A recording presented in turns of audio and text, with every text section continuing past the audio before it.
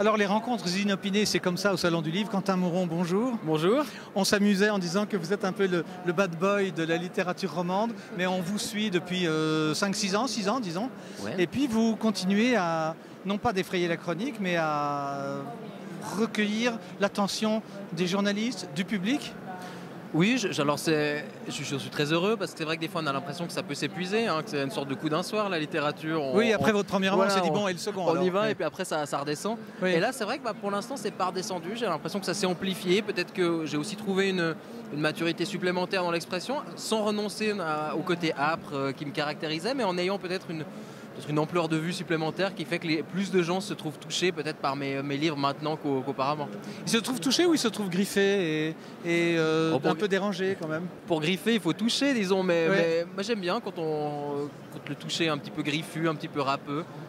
Moi, en tout cas, quand je lis, j'aime bien être aussi un tout petit peu dérangé. J'ai pas envie non plus. Il y a les romans de plage, mais bon, moi, des fois, je lis Spinoza sur la plage, donc je suis pas non plus un bon philosophe exemple. à la mode, Spinoza. Voilà, exactement. Oui, qui est très à la mode. Plaisir, hédoniste et...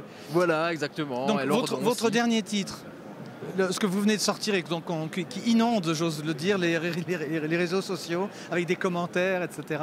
Ça, c'est une nouvelle dimension qu'il n'y avait pas il y a 6-7 ans. Hein. Non, je crois que la dimension de la farce, la dimension de la drôlerie, de la méchanceté aussi, c'est quelque chose que je me permets maintenant, que je m'étais permis pour La Combustion humaine, mon 3e livre, mais de manière plus locale, puisque je traitais du milieu de l'édition roman et des salons du livre. Oui, mais alors c'est pas gentil ça. Oui. Là, c'était déjà pas très sympa, Non. mais alors là, je suis encore moins sympa. C'est vrai que j'ai une plus grosse artillerie en quelque sorte, et je vise mieux. Faites-nous le pitch de votre dernier opus. Oh, simplement, le narrateur se fait prendre en stop par le néant absolu, c'est-à-dire par un cadre du Crédit Suisse. Ils dérivent ensemble jusqu'à Vesoul. Et là, on trouve un festival de littérature, un festival des sexualités.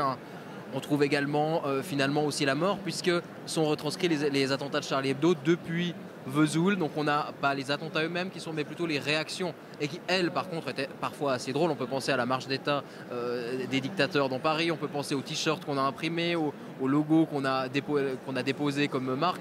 Tout ça fait partie d'un univers malheureusement un peu grotesque. Et ça vous fait grincer ça? Ça m'a fait grincer des dents et disons j'ai essayé de prendre la tragédie et d'en extraire les éléments farcesques en quelque sorte qui s'y sont glissés bien malgré les protagonistes.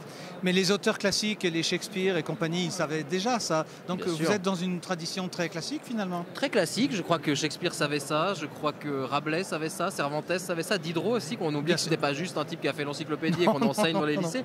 C'est aussi Diderot avant tout l'auteur de Jacques le Fataliste, ce roman immense, ce roman monde complètement fou. Et moi j'aime bien ces romanciers de la liberté. Je crois que si je dois me donner un titre modeste, ce serait peut-être romancier de la liberté, en tout cas qui tente de trouver la liberté dans le roman. On a brièvement rencontré vos parents il y a 30 secondes, ils ont l'air très bien. Comment est-ce qu'ils ont fait pour avoir un enfant fantasque comme vous? Ils sont fiers de vous évidemment.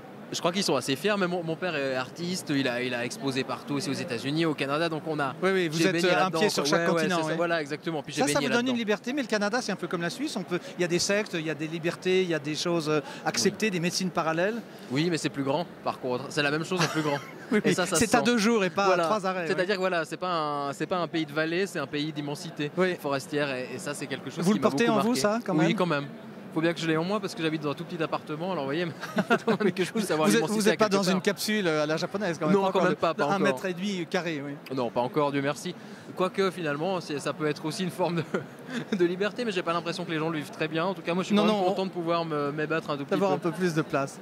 Merci beaucoup, merci pour ce petit moment privilégié. C'est toujours un plaisir de vous rencontrer. C'est toujours un plaisir. Et de voir que vous savez lire Spinoza et puis quand même Rabelais, c'est quand même la base. Hein. C'est la base, exactement. Je trouve que c'est vraiment la base. Merci beaucoup. Merci à vous. À bientôt. Bonne journée.